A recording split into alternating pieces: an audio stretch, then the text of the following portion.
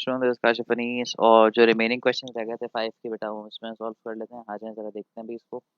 अब देखिए बड़ा टिपिकल क्वेश्चन है, इतने बड़े क्वेश्चन वैसे आते नहीं है, लेकिन बस उन्होंने दे दिया तो हम सॉल्व कर रहे हैं आपके लिए। एक हॉरिजॉन्टल यूनिफॉर्म बीम है जिसका वेट है 125 न्यूटन। तो यहाँ बना लेते हैं बेटा थोड़ी सी। वेट यूनिफॉर्म है तो वेट सेंटर में होगा। और यूनिफॉर्म जिसकी लेंथ 4 मीटर है। अब 4 मीटर को भी लिखना पड़ेगा कि अब ज़रूरत है उसको लिखने की। और ये दोनों तरफ सपोर्टेड है, ठीक है। और इसकी यहाँ पर जो ऊपर की देखिए वेट नीचे जा रहा है 125 का, तो ऊपर जो टेंशन लग रही है वो कितनी लग रही है, 250 लग रही है। अब कहा जा रहा है एक आदमी है 500 न्यूटन का जो सिटिंग है इस पे। अब कहाँ बिठाऊं, तो कहीं भी बिठाया तो the tension in the right is this, how far from the left and. ये राइट है तो ये लेफ्ट होगा। यहाँ से कितना दूर है, how far from the left end of the board is the person sitting. अब मुझे नहीं पता भाई वो बैठा कहाँ है। तो अब मैं इसको यूं कर लेता हूँ कि भाई लेट सपोज मैंने पॉइंट ऑफ रोटेशन यहाँ पे सपोज करना है, क्योंकि इधर की मुझे टेंशन पता नहीं है। और जब तक मुझे यहाँ की टेंशन पता नहीं होगी मैं यहाँ का टॉर्क नहीं निकाल सकता। तो मैं डायरेक्टली पॉइंट ऑफ रोटेशन यहाँ पे सपोज करूंगा कि टॉर्क का फॉर्मूला होता है आर इंटू एफ। एफ पता नहीं है, आर को जीरो कर दो तो एफ भी जीरो हो जाएगा और टॉर्क खत्म हो जाएगा। समझ में आ रही बात। तो ये काम हम यहाँ पे करेंगे। अब आदमी को कहाँ बिठाएं, ये बहुत इंपॉर्टेंट है। तो ऑब्वियस ही बात है आदमी का वेट तो नीचे ही जाएगा। कहीं भी बिठा दो तो वो घुमाएगा तो क्लॉकवाइज ही। तो हम उसका डिस्टेंस को हम कर देते हैं एक्स। एक्स और जो वेट है वो सेंटर पे लग रहा है, तो यहाँ से यहाँ तक का जो डिस्टेंस है वो कितना हो जाएगा, 4 का आधा यानी कि 2 मीटर। अब जरा यहाँ पे जरा भर गया तो मैं इधर लिख देता हूँ। अब देखें sum of clockwise torque equals to sum of anti clockwise torque. ठीक है बेटा। अब देखो ये दोनों जो है उस तरह घुमाएंगे ना जिस तरह ये एरो घूम रहा है, तो ये क्लॉकवाइज है। और ये जो है उस तरह घुमाएगा तो ये एंटी क्लॉकवाइज है। तो पहले एंटी क्लॉकवाइज में तो एक लिख के जान छोड़ा देते हैं।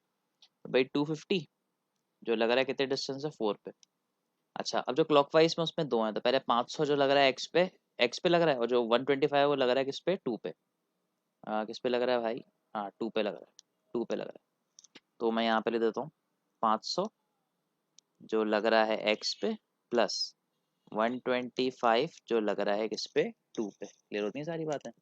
तो अब आसान है बेटा, एक्स निकालना है।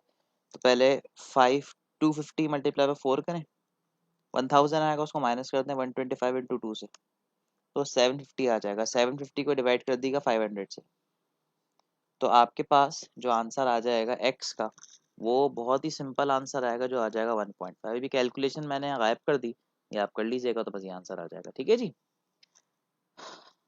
Torque is the rotational analogy of force, simple है। अब देखें फिर से वही सवाल आ गया। अब देखें ये पॉइंट ऑफ रोटेशन है, ठीक है। और अब आपको सारे काम करने हैं। अब जो बेटा ये फोर्स है ये इस तरह घुमाएगी एंटी क्लॉकवाइज, ये भी इस तरह घुमाएगी, ये भी इस तरह घुमाएगी। ये फोर्स लग रही है 3R पे, बाकी की जो ये दोनों 3R पे लग रही हैं।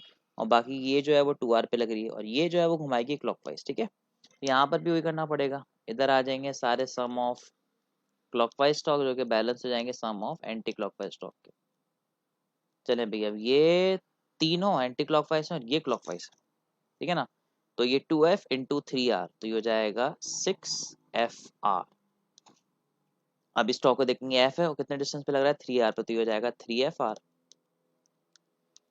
प्लस ये है एफ और ये भी कितने पे लग रहा है 3R पे, तो ये हो जाएगा 3FR। The magnitude of the net torque निकालना है ना, और ये देखेंगे ये एफ है लेकिन ये लग रहा है 2R पे, तो ये हो जाएगा 2FR। अच्छा भाई अब देखें ये दोनों तो कैंसिल हो गए इससे, ठीक है। बचा कितना 2FR, बस ये आंसर आ जाएगा। आ रही है बात समझ में, तो इस तरह से क्वेश्चन सॉल्व हो जाएगा। आगे चलते हैं।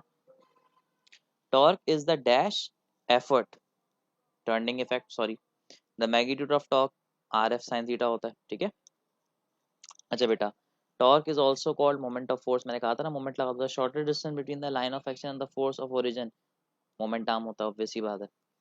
फोर्स गिवन है, डिस्टेंस गिवन है, टॉर्क निकालना है, कर सकते हैं आप। FR का फॉर्मूला लगेगा a 240 Newton rod is pivoted at one end and find the force needed to lift the rod vertically upward। अब देखें फॉर एग्जांपल एक रॉड है यहाँ पे 240 न्यूटन लगा, तो यहाँ पर भी आपको ऊपर कितना लगाना पड़ेगा, 240 ही लगाना पड़ेगा उसको बैलेंस करने के लिए या लिफ्ट करने के लिए, ठीक है। तो ये आंसर हो जाएगा। अच्छा भाई an object is taken from earth to a planet where the gravity is अब इसमें कह रहे हैं ये ग्रेविटी जो है वो 20 है if it is compared with the value of g earth, which of the following statement is true? The weight at the planet will be greater, the weight at the planet will be same, the weight at the planet will not be defined, the weight at the planet will be smaller. Obviously बात है बेटा, gravity ज़्यादा है तो wait भी ज़्यादा ही आएगा, तो option A is the right answer. ठीक है. Following statement are correct except torque is directly proportional to force. हाँ, torque which produces a counterclockwise rotation is considered to be negative. बस यही गलत है, counterclockwise हमेशा पॉजिटिव लिया जाता है. A particle is experienced by two forces and it is in equilibrium. We conclude both forces are equal, cancel out each other. The effect of both are negligible. All of these. जब equilibrium में होता सभी सारे काम हो रहे होते, तो रोटेशन ही नहीं होती, कुछ हो ही नहीं रहा होता. A ball is at the crest of a hill. The ball moves to a new position after some amount of displacement. Initially the ball was in spherical. लेकिन मैंने आपको बताया था, अगर आपने वीडियो देखी होगी जिसमें सरनस भी आ गए थे, मैंने कहा था जितनी भी स्फेरिकल बॉडीज होती हैं उसमें न्यूट्रल इक्विलिब्रियम होता है. सिंपल है, इनकी नई जगह भी पुरानी जैसी दिखती है. If an object return to its original position, ये स्टेबल है.